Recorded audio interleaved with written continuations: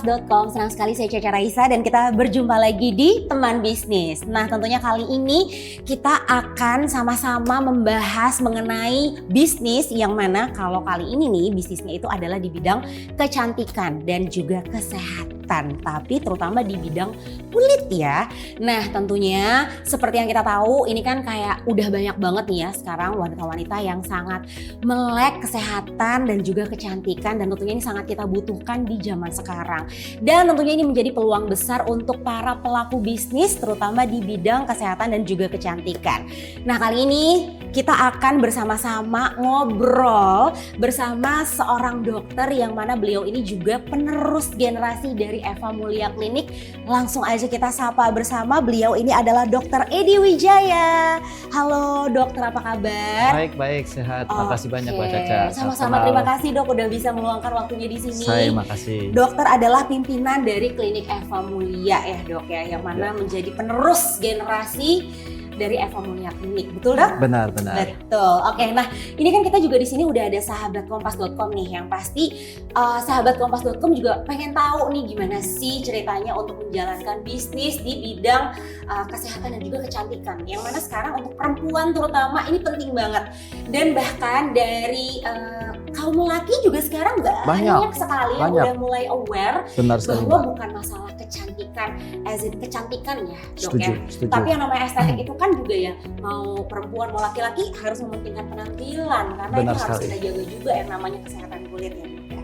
Oke, nah sekarang sebelum kita ngomongin mengenai kesehatan kulit, kecantikan, mungkin karena kita ini ada di Teman Bisnis nih dok, kita pasti akan lebih mengupas tuntas mengenai dunia bisnisnya. Boleh dong dok diceritakan gimana ceritanya awal mula terjadinya atau hadirnya Eva Mulia Klinik ini di Indonesia?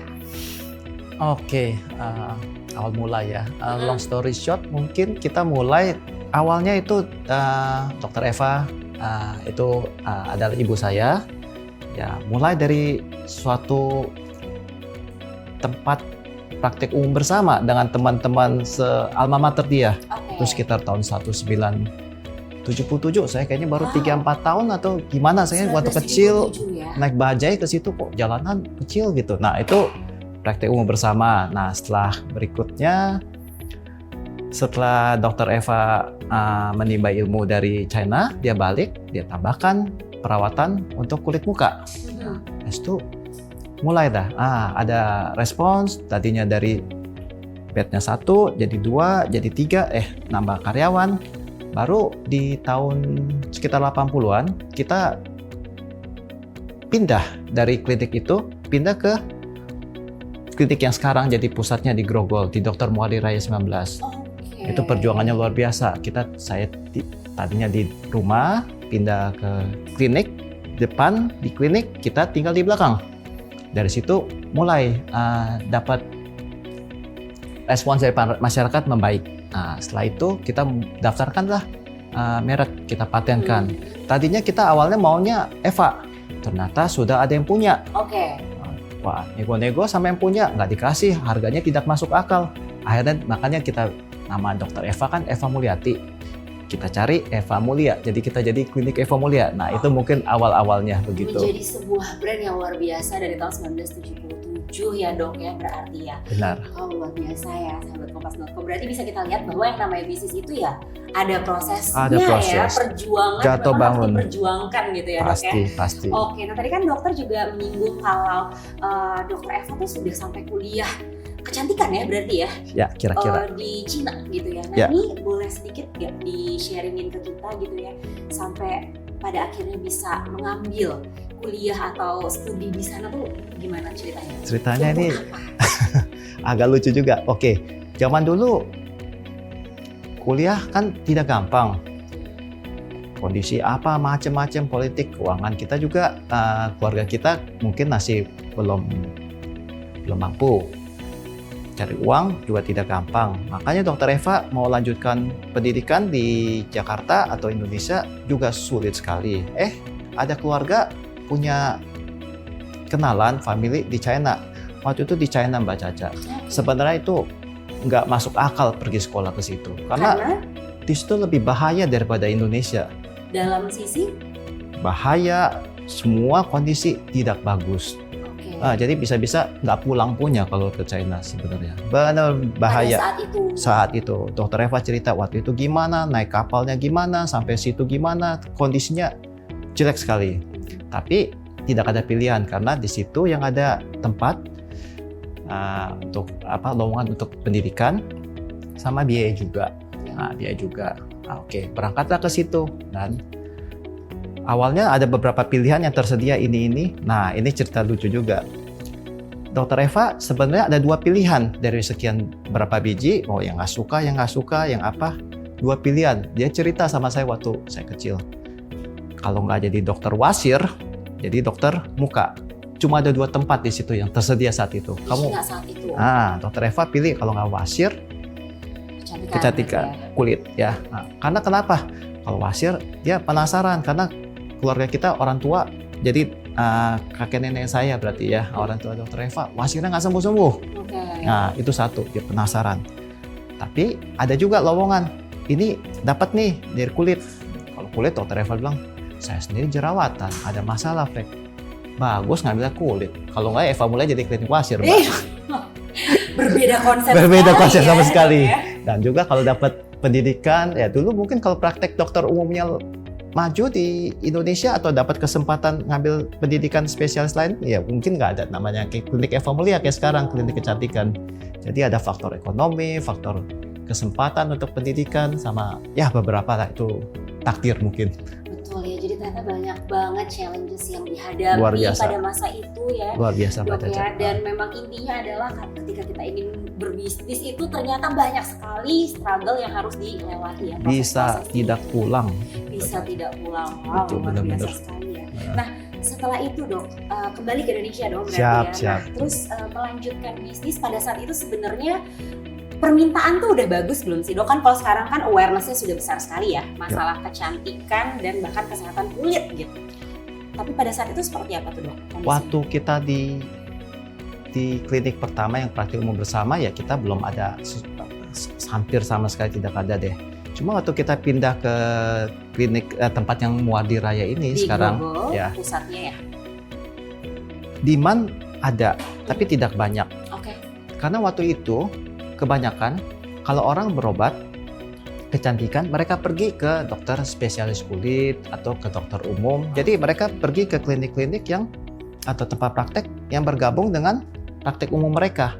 Jadi mungkin ada penyakit lain, ada penyakit infeksi apa segala macam. Ya. Dokternya juga gitu. Jadi mungkin Dokter Eva tuh benar-benar futuristik, dia pandangannya jauh ke depan. Dia bilang saya bikin pertama kali praktek dokter hanya kecantikan. Fokus gitu ya, khusus untuk kecantikan aja. Biarpun waktu itu banyak yang halangan. Kok kamu dokter, kamu praktek kecantikan? Jadi nggak ada namanya klinik estetika zaman itu. Jadi masih benar-benar struggle juga ya untuk benar-benar kayak bisa menebarkan bendera klinik kecantikan gitu ya. Tidak gampang. Nggak ada izinnya apa. Jadi pokoknya itu kita waktu itu praktis belum ada yang benar-benar sejenis kayak begitu. Jadi nasi grey lah, nasi abu-abu. Baru dari setelah itu, lumayan nih ada pasien. Kita mulai ada uang. Tadinya kita tinggal di belakang, klinik di depan, kita kontrak, kita pindah, bangun 2 lantai sampai gedung yang sampai sekarang. Makanya tuh tampak mukanya tetap dipertahankan karena itu ada banyak memori ya dari perjuangan awal bisnis tersebut didirikan. Benar-benar itu luar biasa. Jadi kita pertahankan. Nah dari sejak itu kita buka tahun 94, kalau nggak salah kita mulai ke Kebayoran Baru, kliniknya sampai sekarang Jakarta Selatan. Kemudian kita ke Karawaci, ke mana lagi tuh, ke Petukangan, Tebet, pelan-pelan. Waktu saat itu klinik-klinik yang sekarang sudah puluhan, yang ratusan, mereka belum ada. Nah, sekarang kita baru ada 9, teman-teman rekan-rekan lain puluhan, ratusan. Wah, luar biasa. Jadi peluangnya banyak sekali sebenarnya. Betul sekali. Jadi demand-nya tinggi, sekarang peluangnya sudah banyak. Beda dengan kondisi beberapa puluh tahun yang lalu di saat Eva Mulia Klinik ini baru didirikan ya Dok.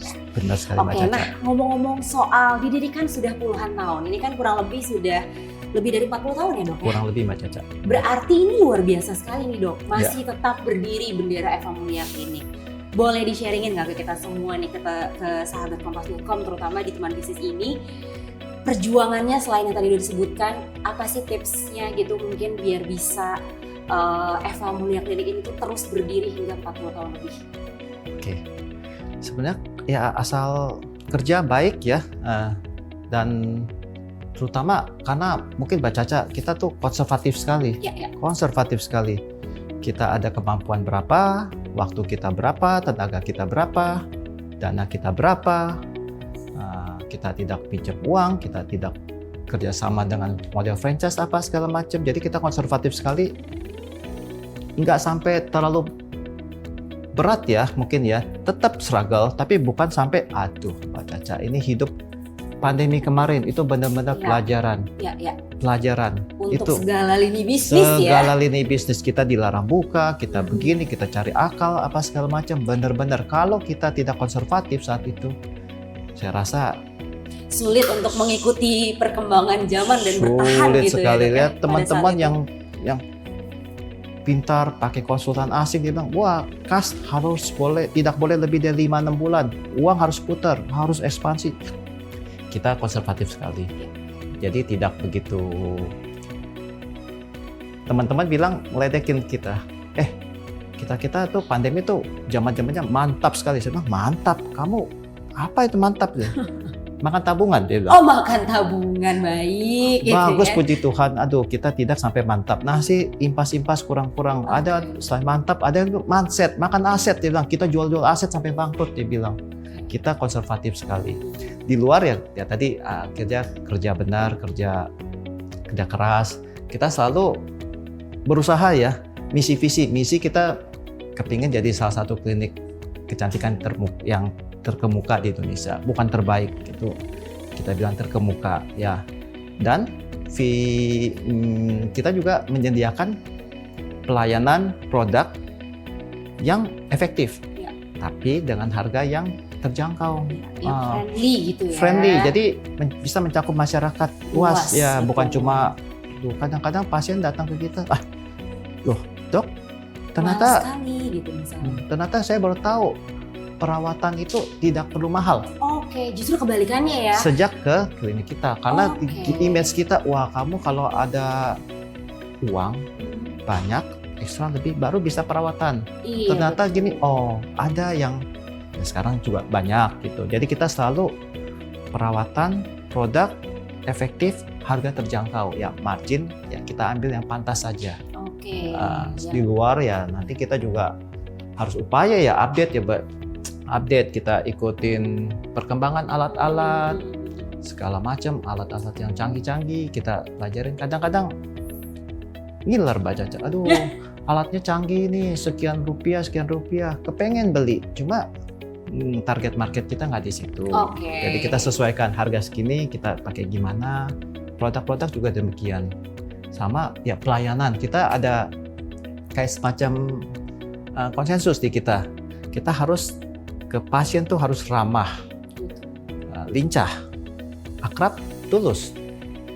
Kadang-kadang saking lincah, saking itunya ngelanggar SOP kita.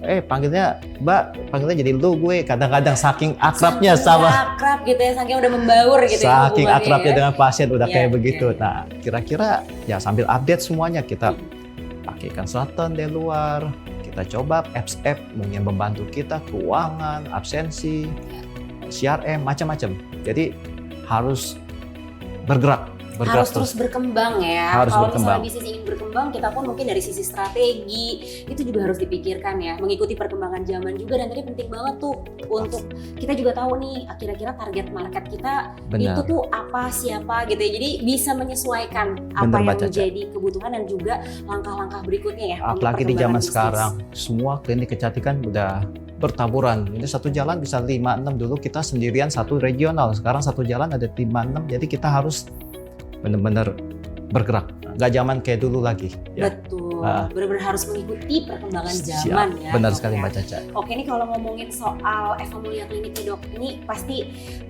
sahabat Kompas.com juga penasaran nih. Kira-kira treatment yang betul-betul menjadi andalan kalau misalnya pada kesini datang untuk treatment, itu treatment apa sih Dok? Oke, kita andalannya sebenarnya Mbak Caca, kita kuat sekali di jerawat, di acne.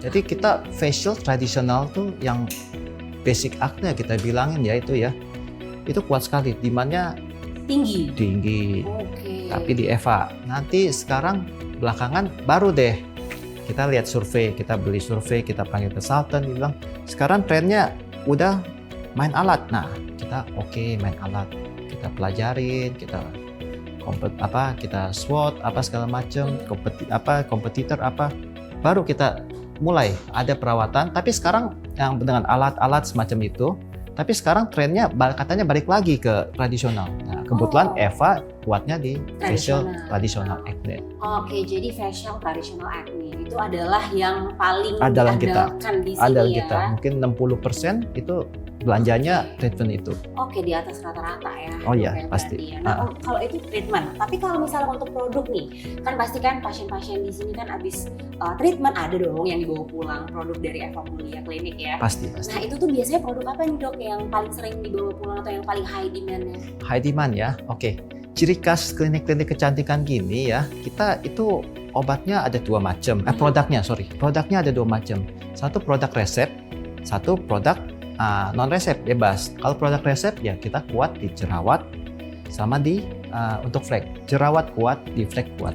Oke, jerawat dan flek. Wah, itu kayaknya standar kebutuhan banget ya Dok. Itu yang menu utama. Nggak pria gitu ya, yang namanya jerawat, flek itu ada aja ya Dok ya. Benar. Dan di luar itu baru yang skincare ya, cleansing milk, ya kayak sabun, kayak lotion, serum macam-macam. Tapi kuatnya kita di produk medisnya Mbak Caca. Karena kalau cuma pakai skincare biasa, wah kompetisinya bukan sama klinik kecantikan saja, klinik-klinik. Jadi kompetisinya dengan produk-produk OTC. Iya. Jadi kita kuatnya di produk medisnya tuh. Oke, kuat di produk medisnya ya. Ya. Nah ini kalau ngomongin perkembangan zaman nih Dok nih, dengan tren-tren yang ada ya dari sisi bisnis kecantikan gitu ya. Kan ada nih banyak treatment-treatment dari negara tetangga, dari Korea gitu. Nah ini kan pasti demand-nya, marketnya itu juga ada. Nah kalau Eva Mulia Klinik sendiri menanggapinya seperti apa? Wah itu benar-benar bisa begini dunia, benar-benar itu luar biasa. Kalau lihat-lihat itu produk-produk yang udah produk-produk lokal yang udah go public ya. Semenjak ada gelombang merek-merek baru ini, mereka tidak gampang loh, benar-benar itu memang sekarang kayaknya kiblatnya ke arah Korea. Betul. Ke arah Korea. Jadi kita nggak bisa tutup mata. Kita harus coba adaptasi. Kita lihat itu karena mereka produk-produknya benar-benar bagus ya.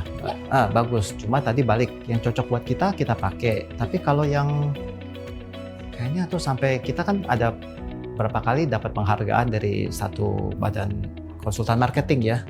Satu konsultan marketing ternama lah itu, kalau nggak nomor 1, nomor 2. Dia bilang merek-merek ini biaya marketingnya, marketing expenses itu adalah 100% dari sales revenue. Kapan untungnya? Betul. Memang tidak ada COGS, memang tidak ada biaya, memang tidak ada sewa, memang tidak ada biaya distribusi. Tapi mereka gayanya beda sekali. Selain produknya bagus, gaya marketingnya juga beda. Nah ini yang tapi kita selalu kita coba, kita ambil yang terbaik. Ya tentunya lebih tough lagi. Iya, lebih betul tough ya. lagi. Memang bisnis itu luar biasa ya kalau ngomongin soal bisnis ya. Karena kan seiring dengan perkembangan zaman pasti akan ada terus nih tren-tren terbarunya tuh apa. Dan balik lagi, kita sebagai pemilik bisnis atau business owner tuh juga harus bisa melihat tren masa kini, demand dari market itu seperti apa, dan bisa fleksibel kali ya. Harus. Apa-apa Korea sekarang, produknya Korea, nonton TV-nya Korea, handphone Korea. Termotivasi ya, kulit wajah semua Korea. Istri gitu drakor ya. Terus, aduh saya bilang. Wah, Seru nih Dok. Nah, tapi kalau ya. misalnya dokter sendiri nih, secara pribadi, dari kacamata dokter sebagai dokter kecantikan, terus juga dokter pelaku bisnis di bidang kecantikan dan kesehatan ini, melihat perkembangan dunia bisnis di bidang kesehatan kecantikan ini seperti apa sih dok in the near future gitu? Prospek, karena waktu zaman kita masih sekolah itu saya ingat populasi dunia 3 miliar. Sekarang populasi dunia 9 miliar. Berarti market membesar. Habis itu kesadaran untuk penampilan, bukan kecantikan, asal sehat, bersih, kan semua perlu sekarang. Perlu, betul. Untuk kerja, untuk sosialisasi, apalagi Yes. zaman sekarang medsos udah nggak bisa dihindarkan. Pasti orang lebih Meningkat, perhatikan, setuju. Ekonomi juga lebih baik. Ya, sudah lebih membaik ya Lebih sekarang baik. ya dok ya? Dan perlu dicamkan juga, itu tahun 2000 Pak Jokowi bilang 2040 itu akan ada generasinya tuh booming kita di situ. Itu waktu yang paling bagus. Jadi kita harus bersiap-siap, prospek bagus. Cuma ya harus dikerjakan baik-baik lah itu. Bagus sekali. Oke, wow ini menarik sekali ya sahabat Kompas.com ya. Jadi kalau misalnya dilihat dari demand sih akan terus berkembang sepertinya nih ya. Tambah karena banyak. prospeknya nih bagus sekali. Setuju. Tapi balik lagi, sebagai pelaku bisnis kita memang harus memiliki strategi-strategi tertentu Benar sekali dan Mbak terus Caca. mengembangkan sayap gitu ya Setuju. untuk terus juga memperhatikan tren mau apa. Balik lagi ke situ juga ya dok Setuju, yang ya. sekarang ya. Oke, nah kalau dokter sendiri nih ada punya tips and trick gak sih atau saran-saran untuk para pemula bisnis nih yang baru menjalankan bisnis atau mungkin baru akan memulai bisnisnya di bidang kesehatan kecantikan ini, ada apa pesan-pesan tips and triknya mungkin? Boleh lah silakan.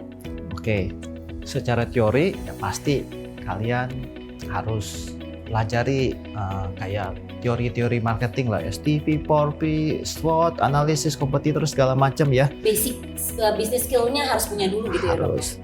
Tapi yang penting passion. Oke. Kalau nggak ada passion akan jauh lebih sulit. Oh, Kalau nggak ada passion sulit. oh ya kalau nggak ada passion sulit, tapi kalau ada passion akan Kalau ada lebih passion, mudah ya. Kan semua usaha harus perlu modal, entah modal waktu, modal tenaga, konsentrasi, modal keuangan juga. Kalau dengan passion, mungkin itu effort yang sama, waktu apa segala macam akan bisa 2 atau 3 kali lipat multiplier efeknya Yes. dibanding dengan orang yang penting saya kerja, biarpun yang kerja bener pun bisa hasilnya bagus. Cuma kalau ada passion mungkin hasilnya akan excellent gitulah ya ibaratnya ya perbandingannya ya. setuju. Jadi mereka memang ada passion di situ, biasa nggak hitungan. Oh kerja apa? Dia bener-bener full. Nah di luar ya kalau yang lain-lain saya rasa pendidikan sudah banyak, nggak perlu jauh-jauh berjudi nyawa. Nggak, di sini banyak, di luar negeri banyak ya pendidikan banyak. Supplier, vendor banyak sekali, tinggal datang ke pameran, beli produk apa. Farmasi juga supportnya jauh lebih banyak sekarang. Nggak kayak zaman dulu, nggak pilihan apa segala macam. Sekarang beda zamannya. Jadi lebih mudah. Cuma ya tadi balik lagi passion sama yang macam-macam STP, 4P, yang itu yang segmentasi, target, positioning, dan juga selain yang lain-lain itu kan bisnis konsultan ada, pendidikan apa. Jangan lupa harus dibantu dengan perbankan yang baik. Oke. Kalau perbankannya kurang mendukung apa segala macam, itu satu PR juga. Karena kalau kamu usaha, kamu konsen dengan bisnis kamu, jangan mikirin soal yang begini-begini, biarkan akhirnya perbankan yang kerjakan gitu. Saya rasa itu juga penting itu. Nah, dan selain itu juga sangat penting untuk mendapat dukungan, support dari pihak perbankan yang tepat. Nah, itu penting banget. Benar, makanya di Eva Mulia kita sudah menggunakan layanan tabungan Britama Bisnis. Nah, itu luar biasa. Luar Betul biasa. sekali ya dok ya. Nah Ya. kalau boleh tahu nih dok, karena dokter sudah menyebutkan gitu ya. Berarti dokter sudah merasakan dong ya apa aja manfaat yang dirasakan dari dengan menggunakan layanan tabungan Britama Bisnis ini gitu. Apa aja nih dok kalau boleh di-sharingkan ke kita semua? Oke. Yang paling utama adalah kemudahan untuk transaksi ya, untuk customer kita. Kita pakai EDC dari BRI, mudah sekali aplikasinya, cepat sekali pelayanannya, dan dari situ kita juga transaksi lewat QRIS, itu mudah sekali. Dan spesialnya, BRI itu ada satu macam apps ya, BRI Merchant Apps. Itu luar biasa. Dari handphone kita, dari handphone saya yang admin itu, saya bisa cek transaksi, konfirmasi semua. Jadi monitornya gampang sekali. Benar-benar mudah sekali. Memudahkan sekali gitu ya. Ini yang saya rasa di bank lain saya belum tahu ini. Jadi yang ini memudahkan sekali. Di luar dia adminnya free. Gratis administrasi bulanannya. Free admin. Nah, kita penting. Makin banyak outlet, makin banyak fee nantinya. Free admin. Habis itu dia punya rate rendah, bersaing. Kalau saya bilang mungkin paling rendah, mungkin saya bilang sementara ini. Dan limitnya kalau nggak salah ya, saya dikasih limit 50 miliar. Saya bilang 50 miliar. Moga-moga tercapai omset segitu. Cuma dikasih limitnya besar sekali. Jadi membantu sekali itu yang untuk transaksi. Karena kita kalau masuk uang nggak bisa dicek, nggak bisa di track, bingung juga. Bingung. Ya. Ini dagang untung terima uang atau enggak. Kadang-kadang betul. Kita orang swipe, orang curious uangnya masuk atau enggak. Kadang-kadang susah gitu. Jadi kalau dengan ini sangat membantu. Sangat membantu untuk di trackingnya itu tadi ya, dari setiap transaksi yang ada ya. Sangat membantu. Di luar dibantu lagi dengan promosi. Kita ada kerjasama dengan BRI Kartu Kredit, dikasih support, diskon, promosi bersama. Mungkin mau dikasih waktu untuk iklan di Videotron BRI, luar biasa. Wow, jadi supportnya sangat benar-benar fully support gitu ya. Bagus sekali, Dok, ya? Bagus sekali. Nah, kalau aku boleh tahu nih Dok, kira-kira apa aja sih fitur yang benar-benar paling mendukung Eva Mulia Klinik ini dalam bertransaksi ataupun berbisnis lain yang tadi sudah disebutkan? Ada lagi nggak nih Dok? Yang paling spesial, yang paling menarik, atau yang paling dibutuhkan, atau yang paling relatable dengan Eva Mulia? Yang tadi itu BRI Merchant Apps edisi, QRIS, segala macam, itu luar biasa sekali transaksi. Luar biasa, membantu, memudahkan gitu ya dalam bertransaksi dalam tracking bisnis juga Benar. Di luar nanti kita masih develop kerjasama berikutnya, mungkin cash management, payroll, mungkin ada kredit, pemilikan, asuransi karyawan, sangat membantu sekali. Jadi itu tadi yang dokter andalkan gitu ya dari tabungan bersama bisnis ini ya, sangat memudahkan sekali gitu. Benar. Terakhir Dok, yang aku pengen tanyakan, apakah dengan sudah merasakan manfaat atau layanan yang luar biasa dari tabungan bersama bisnis ini, dokter akan merekomendasikan kepada teman-teman pelaku bisnis lainnya? Karena sebagai sesama pelaku bisnis itu biasanya suka merekomendasikan gitu loh Dok. Bukan cuma akan, sudah. Ternyata, ya, sudah. Saya bilang sama teman-teman mereka, kalian sudah coba belum begini? Ini BRI bukan bank kayak zaman dulu lagi. Kita ingatnya zaman dulu kita punya BRI, kita buka beberapa bank karena ada pembelian misalkan dari daerah, mau beli obat, mau beli produk, daripada uangnya lama nyampainya, kita buka BRI, buka bank-bank lain supaya uangnya cepat masuk.